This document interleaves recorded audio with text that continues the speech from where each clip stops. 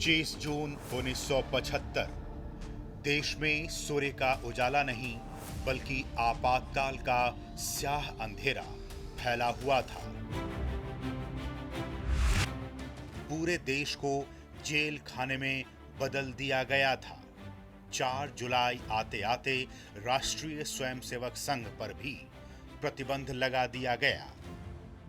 सभाएं और रैलियां जोर पकड़ने लगी।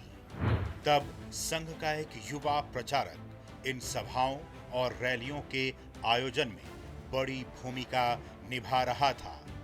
वो युवा थे हमारे वर्तमान प्रधानमंत्री नरेंद्र मोदी। हम कुछ लोग बैठे हुए थे एक मीटिंग में।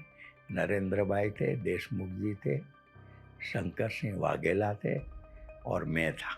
पांचों को इस ऐसी जिम्मेवारी सौंपी गई थी कि भाई आप लोगों को बाहर रहना है और हमें ये साहित्य का, संगठन का, संघर्ष का, सत्याग्रह का ये सब काम करना है। दुर्भाग्य से मैं सबसे पहले पकड़ा गया।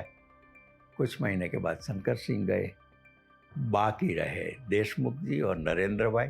नरेंद्र भाई कभी भी उनकी किसी पुलिस में आए नहीं। युवा नरेंद्र मोदी ने जिस कुशलता और सटीकता से अपनी जिम्मेदारियों को निभाया, उसे देखते हुए राष्ट्रीय स्तर पर जयप्रकाश नारायण के नेतृत्व में बनी लोक संघर्ष समिति में उन्हें जनरल सेक्रेटरी की भूमिका सौंपी गई थी।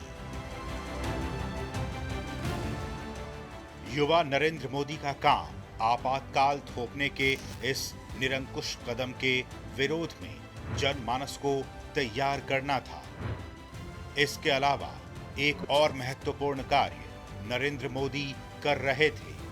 वो था भूगर्भ पत्रिका का संपादन, प्रिंटिंग और वितरण। आपातकाल विरोधी सामग्री का वितरण करना है राजस्थान भर में, और वो आएगी गुजरात से। जब मैं अहमदाबाद सामग्री लेने गया, जब जो हमारे सह प्रांत प्रचारक थे, उन्होंने कहा मोदी जी ये अपने प्रचारक हैं, इनके पास जाओ, ये आपको सामग्री देंगे। तो भूमिगत होकर पूरे देश की सामग्री का मुद्रण माननीय मोदी जी कराते थे अहमदाबाद में, और सारी मुद्रित सामग्री में राजस्थान के विभिन्न कोनों में बांटता था। पुलिस हर जगह नरेंद्र मोदी की तलाश में छापे मार रही थी, लेकिन नरेंद्र मोदी वेश बदलने में निपुण थे। कभी साधु तो कभी सरदार बनकर अपना काम करते रहे। इस दौरान गिरफ्तारी से बचने के लिए खुद को बटुक भाई बना लिया।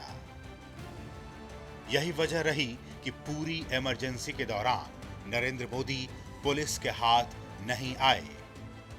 मैं घर पे बैठा था तो एक आदमी आया, उसने मुझे ये बोला कि आपको कोई सरदार जी मिलने आए हैं और आरएसएस के शाखा कार्यालय पे खड़े हैं।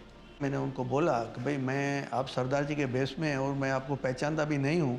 तो उसने जो आरएसएस की जो शाखा में जो प्रार्थना गाते हैं, नमस्ते सदा वत्सले मातृभूमि, वो पूरी प्रार्थना उन्होंने मुझे गा के सुनाई। और उन्होंने फिर बोला कि मैं सिरूमल भाई के परिवार को मिलने आया हूँ, क्योंकि सिरूमल भाई जो हमारे शाखा कार्यवाहक थे वो जूनागढ़ जेल में थे।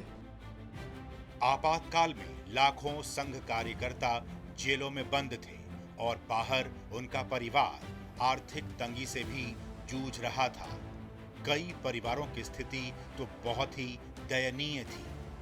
युवा नरेंद्र ने उनके परिवार तक आर्थिक मदद पहुंचाने की व्यवस्था की, वो भी उनके स्वाभिमान को ठेस पहुंचाए बिना। आखिरकार आपातकाल के विरुद्ध लंबे संघर्ष को सफलता मिली। लोकतंत्र के सूरज को फिर कोई आपातकाल का ग्रहण डस न जाए। देश इन अनुभवों को याद रखे, इसलिए इन्हीं अनुभवों को प्रधानमंत्री नरेंद्र मोदी ने तब गुजराती भाषा में संघर्ष मां गुजरात के नाम से कलमबद्ध किया था। राष्ट्र निर्माण का एक और यज्ञ पूरा हुआ, लेकिन इमरजेंसी की आग में तपकर कुंदन बने नरेंद्र मोदी जैसे हजारों देशभक्तों को चैन कहां था।